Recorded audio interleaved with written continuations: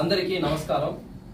ఈరోజు ముఖ్యంగా బీసీ హక్కుల కోసం, రిజర్వేషన్ల కోసం, సామాజిక న్యాయం కోసం, సమానత్వం కోసం ఈరోజు పోరాటం జరుగుతూ ఉంది. తెలంగాణ పోరాటాల గడ్డ, తెలంగాణ గడ్డల ఈరోజు సమరభేరి మోగింది అనేది అక్షర సత్యం అని తెలియజేస్తున్నాను.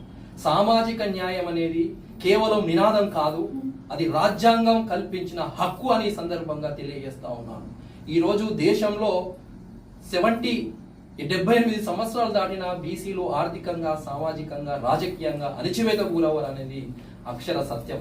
సర్వ సంపదలు సృష్టించేది బీసీలు, కానీ ఆ బీసీలు నేడు అణచివేతకు గురవుతున్నది చాలా బాధాకరమని తెలియజేస్తా ఉన్నాను.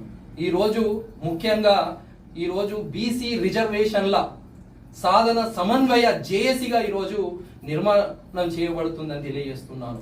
దీనిలో ముఖ్యంగా యువతకు కీలక పాత్ర పోషిస్తాము. న్యాయవాదులు, డాక్టర్లు, కుల సంఘాలు, ఎంబీసీలు, సంచార జాతులు, అర్ధ సంచార జాతులు, ఆటో డ్రైవర్ల నుంచి కార్పొరేట్ లో ఉన్న వరకు ప్రతి ఒక్కరు కూడా దీంట్లో భాగస్వామ్యం చేసుకుంటాము. అందరినీ కలుపుకపోతాము, అన్ని కుల సంఘాలను కలుపుకోతామని తెలియజేస్తా ఉన్నాను.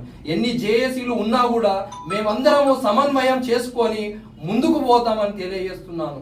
ఈరోజు ఎన్నో పోరాటాలు జరిగిన తెలంగాణ సాధించుకునేది ఒక పోరాటం, దాన్ని ఆదర్శంగా తీసుకొని మేము ముందుకు పోతామని సందర్భంగా నేను తెలియజేస్తా ఉన్నాను.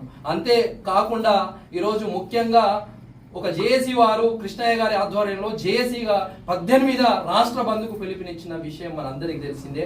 ఈ సందర్భంగా బీసీ రిజర్వేషన్ల సాధన సమన్వయ జేఏసీ కూడా మద్దతు పలుకుతుందని ఈ సందర్భంగా తెలియజేస్తున్నాను. గల్లీ నుంచి ఢిల్లీ దాకా పాంటేల మనోడే, కార్మికుడు మనోడే, ఆటో డ్రైవర్ మనోడే, బస్సు డ్రైవర్ మనోడే, అందరూ మనోళ్లే. ఈరోజు మనందరం కలిసి కట్టుగా ఉద్యమాన్ని ముందుకు తీసుకెళ్లాలని, మన హక్కుల కోసం, రిజర్వేషన్ల కోసం పోరాటం చేయాల్సిన సందర్భం అని తెలియజేస్తా ఉన్నాను. ఈరోజు న్యాయస్థానాలు కూడా బీసీలకు సామాజిక న్యాయం దక్కడంలో కొంత బాధాకరం, దొరకకపోవడం చాలా బాధాకరం అని తెలియజేస్తున్నాను. అంతేకాదు ముఖ్యంగా ఈరోజు కేంద్ర ప్రభుత్వం యొక్క నిర్లక్ష్యం అనేది క్రిస్టల్ క్లియర్ కనబడుతుంది. స్థానిక సంస్థల రిజర్వేషన్లో 42% కోసం ఈరోజు రాష్ట్ర ప్రభుత్వం జీవో నంబర్ 9 ఇచ్చింది. దానికంటే ముందు వారు అసెంబ్లీలో ఏకగ్రీవంగా చేసి గవర్నర్ ద్వారా రాష్ట్రపతికి పంపిస్తే అక్కడ బిల్లులు పెండింగ్ పెట్టిండ్రు. ఆ తర్వాత మళ్ళీ అన్ని పార్టీల మద్దతుతో అసెంబ్లీలో ఏకగ్రీవం చేసి మళ్ళీ గవర్నర్కి పంపిస్తే అక్కడ కూడా పెండింగ్ పెట్టిండు.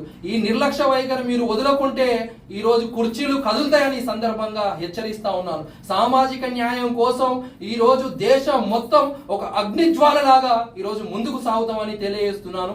అంతేకాకుండా అన్ని జేఏసీలతో కూడా సమన్వయం చేసి మా కార్యాచరణ కూడా మేము మొదలు పెడతాము. కార్యాచరణ కూడా రానున్న రోజుల్లో తెలియజేస్తామని తెలియజేస్తున్నాను. జై బీసీ, జై బీసీ, జై బీసీ, జై